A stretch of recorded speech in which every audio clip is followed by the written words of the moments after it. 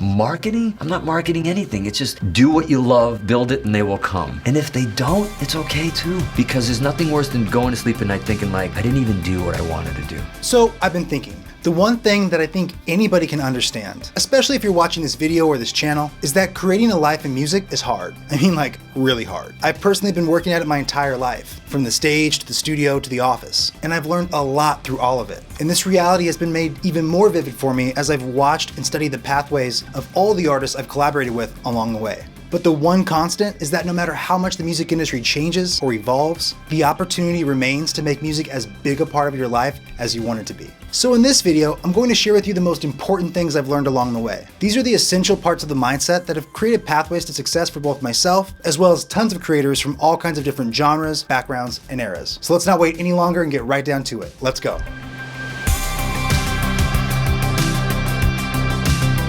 What's up everybody, how's it going? I'm Brad Dollar, welcome to the channel, it's great to see you. Before we get started, if you can do me a huge favor and hit the subscribe and the like button, I'd super appreciate it. It does a ton to help me know what you like, as well as keep this channel going. So thank you so much for doing that. All right, so before we get into this list that I made, I just want to clarify that success is going to mean something different to all of us. So what might satisfy me might not satisfy you, and that's totally okay. The good news is the scale of what you want typically lines up with the scale of effort that you put in, especially in music. So if you're looking for any kind of formula, there's not one, but the simplest equation I've ever seen for success is that whatever you get at the end is directly related to whatever you put in at the beginning. So just keep that in mind. Remember that in music, there really are no rules. But for the sake of this video, we'll just stick to the principle that success is whatever you define it as. Cool. So these aren't in any specific order, because I think as your journey evolves, the importance of them changes. And the most important thing, if you don't get anything else out of this video, is that being adaptable and flexible is going to serve you super well. One of the first things that always comes to me as one of the most important things to embrace as a music creator is to record more than you erase. That's an adage I picked up from the late and great John Cutler, a legendary producer engineer for the Grateful Dead, who I was super lucky to learn from and work with when I was an engineer at Bob Weir's TRI Studios. And suffice to say, I picked up a lot of amazing tricks and tips and knowledge from him. But his most important lesson was the first one he ever gave me. While TRI was being built, there was an old whiteboard on the wall still hanging out from the previous studio that was there, which was called Bay Area Sound Studios, which I also worked at. And one of the first times we were hanging out together, he walked up to this whiteboard that was on the wall in the studio, and he wrote in big bold letters, "Record more than you erase." And that still sticks with me to this day. It's definitely an old saying from the days of tape, and knowing John's humorous nature, it was kind of a joke too, like definitely don't erase more than you've recorded. But in reality, that was actually a hallmark principle of John's approach, how the Grateful Dead looked at all of their recordings, and a mentality and process that rubbed off on me and has caused me to like not miss really special moments. And that's the biggest part of it. This mentality of record more than you erase really ensures that you don't miss all the magic moments. This doesn't just have to apply when you're working on something you're going to release. This can happen at any stage in the process. For me, it seems especially important in the writing stage, so you really don't miss the downloads that come through. Because I think we've all experienced having a great idea, playing it or singing it, and then it's not there anymore after it comes out, or it's really hard to remember. So in this battle of really trying to make things that connect with people, we can't miss these really special moments that got us connected to the music in the first place. Hang on to your ideas, and in turn, give them space to mature and grow. Not every idea or song is great the first time it comes out. But if you record it, you're giving it a chance to grow and take root, and you never know, it might become something great later. So this tip definitely stays with me, and I'm reminded of it all the time, and if nothing else, has brought me a ton of joy, because let's face it, recording is awesome. So the second most important thing I've learned, and honestly one of the hardest lessons I've had to learn, is that the more you make music your focus for making a living, the more you need to make time for it to just be fun too. No matter how much you love playing guitar, producing artists, mixing, playing drums, recording bass, playing shows, developing music, there will come a natural point where it exhausts you, where it wears you out, and where the last thing you want to do is listen to more music or play more music. And this is definitely just one of the trade-offs of working on music full time. When something becomes your job, well, it's a job. I know a lot of people who love their job but then don't go home and do more of their job. In reality, loving your job is about striking that balance of how it helps you make a living, as well as the freedom it gives you to spend time on the things you really care about, whether that's your family, music, travel, or whatever makes you happy. But when it comes to people who are making music, who truly love to create it and play with others, you have to keep working on finding that space to make it fun for yourself. In doing so, you'll make your work much better. You'll inspire yourself to want to practice more, to study more. Getting there starts from loving it in the first place. So keeping that love and that fire alive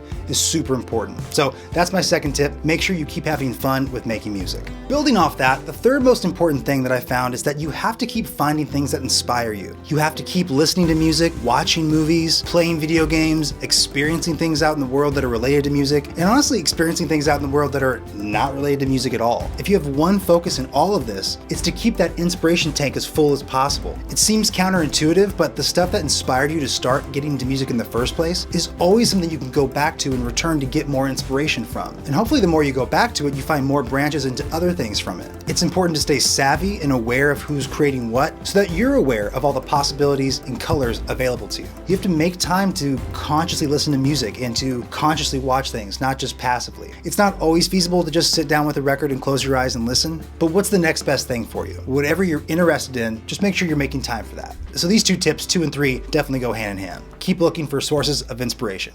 Okay, so here's the fourth most important thing, and this might be the hardest thing to do for everybody, and that's to let all of your ideas through before you filter them. If something wild comes into your head for some sort of song or some sort of sound, don't cut it off because, oh, I don't usually do that, or I'm not sure how to do that, or whatever reason you might give yourself for like why it doesn't make sense for what you're working on. Just let it come all the way through. There's a chance that by the time it comes all the way through you, your instrument, maybe your music production rig or your voice or whatever you're working with, that it sounds totally different than it did in your head. This is especially true when you're working with other people. Anybody who's been in a band or a situation where you've developed a sound and somebody comes up with a crazy idea that doesn't match that sound, it's our natural instinct to shoot those things down and to not let them be a part of the process. You know, you're trying to make something specific and to make something better. You're not trying to go into some wild direction. Idea. But the reality is that ideas don't come from a single place, including your own, and especially the things that you're inspired by. So allowing all of the variables to filter through so you can hear them and play with the options is super important. Now, what's important about this tip is that it goes hand in hand with being decisive. In actuality, you can't have infinite options in music. You have to decide at some point what's going to be featured in the song or in that moment, or what's the most important thing to keep it connected with everybody who's going to hear it or see it. But if you try to do that final filter process at the very top, the only person that's really affecting is you, and you may be leaving some of your best ideas right on the table. Also, you're going to grow as a creator. There's things that you might make right now that you will not be able to stand that later in time you might actually love. So give your ideas as much room to grow as possible. Now, this fifth one, I know not everybody agrees on, and that's okay, but to me, I think one of the most important things that you can do is to share as much of what you make as possible. Really, I mean it. Try to release as much music as you possibly can. Not just from an industry numbers game perspective of trying to get as many ears and eyeballs as possible, but from a legacy perspective. The best thing about music is that what you're making can be left behind for others to enjoy. Making and releasing music is actually one of the few things that you can count on replenishing people. Now, I can get that it can feel really self-serving to artists and musicians that we don't need to flood the world with more content, with more music. It's plenty out there. But the reality is that there's not plenty of you out there.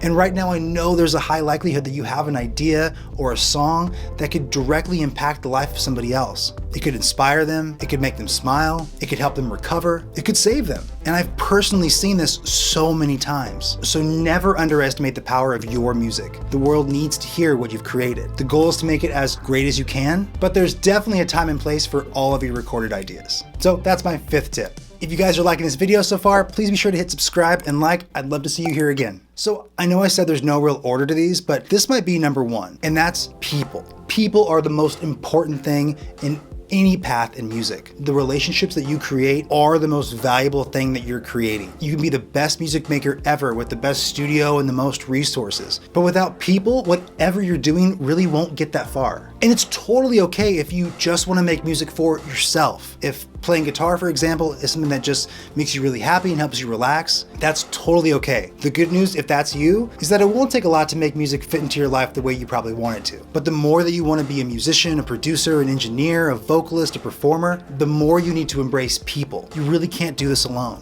You might be able to do it without collaborators, but you certainly can't do it without an audience. And at the very least, you need some industry connections to get shows, make music in studios, make videos. All of that requires you connecting with other people. And the better you are at connecting with people, explaining your vision and your ideas, the more you're going to get back what you had in mind. Now, the critical part about the people component is that it's about bringing others value. I can't stress enough that you need to avoid making your music relationships transactional. Sometimes it just happens and you can't avoid it. Making music with someone will just be a working relationship, and that's totally okay. But even great business businesses that think transactionally still focus on bringing as much value as possible to that relationship. So what does that mean? It means not just calling and asking for favors, but also providing favors. Not just reaching out when you need something, but actively trying to stay involved in people's lives and see what they're up to. And it could be as simple as just sharing something you've made. You don't have to overthink this part, because the good news about being a human is that people come naturally to us. Even if you're an introvert and not much of a people person, music can still provide the conditions and the opportunities for you to have a good time